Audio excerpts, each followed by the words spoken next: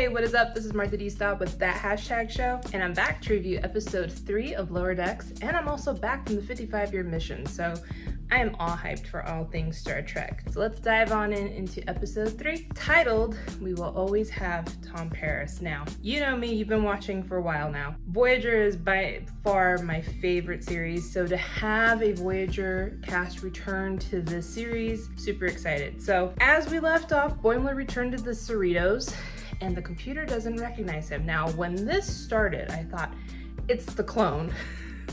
Because at the end of the last episode, obviously, Boimler got cloned, the clone stayed on the Titan, the original Boimler came back to the Cerritos. Boimler is just having the toughest time because he's just not in the system. No, the doors aren't opening, he can't eat. Now, in the midst of Boimler having all of these issues is the fact that Tom Paris is visiting the Cerritos, and he is just overall just excited. He pulls out his plate collection, which I didn't know was a thing until I actually went to the 55-year mission and I saw these plates. And so he's bound and determined to meet Tom Paris and to make sure he signs the plate. Another shocker in this season, Lieutenant Shax is alive. And so Rutherford actually corners Shax into a turbo lift and says, hey, look, I know I'm not supposed to ask, but how did you come back? And Shax is like, look, there are some things that you can't know that will, in the dark reaches of our minds, you cannot know what we go through.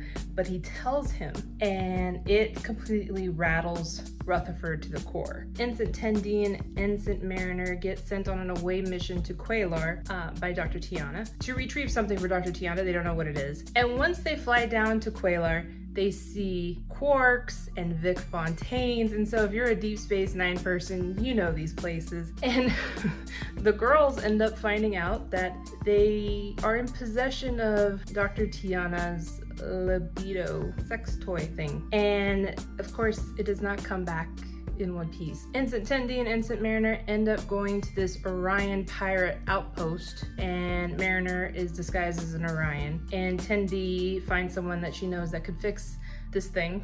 It starts to go okay until Mariner's disguise wears off, so now she's no longer green, she's turning back to her original flesh color. Tendi escapes, and Mariner's literally holding on to the clutches of Ensign Tendi, trying to escape through the elevator shaft, and they end up dropping it. So they ended up bringing it back into pieces. And so Tendi is just completely, frustrated. This was supposed to be a girls' trip, and it completely foiled. And so Mariner says, I got this. She rams the shuttle into the Cerritos. Of course, not really into the Cerritos, it hit the shield. And so it damaged the ship enough to cover up the fact that this thing was broken. Dr. Tiana's like, look, I didn't care what was inside of this, I just wanted the box. She was not going through a weird sex thing.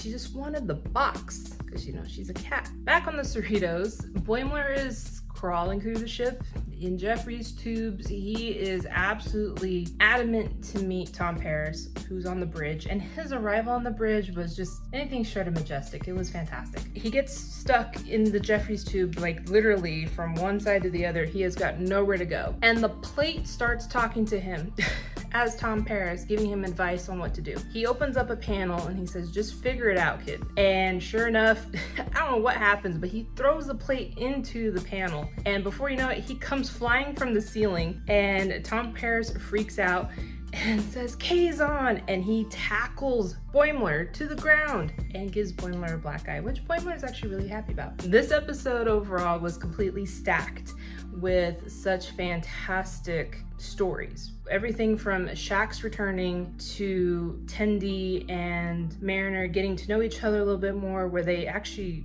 get a disagreement. They're like, you don't know me. We find out that Mariner actually served on the Deep Space Nine, and, she actually broke something of Worf's, which was interesting. But it was good to have these two together and to have them go on their adventure to give us more character development, which was fantastic. And of course, having an old face return like Tom Paris, which thank God it wasn't a TNG character. It's great. And so we're seeing a progression of maybe more people returning to the show and making a cameo appearance. So Robert Duncan McNeil, he did a great job. And I found out actually that he was asked to be on this show a while back, but you know, he's a director now. He does a lot and couldn't fit it in his schedule, but glad he did, glad it worked out. And this was a fantastic episode. So I hope you guys enjoy this review. Like, comment, share.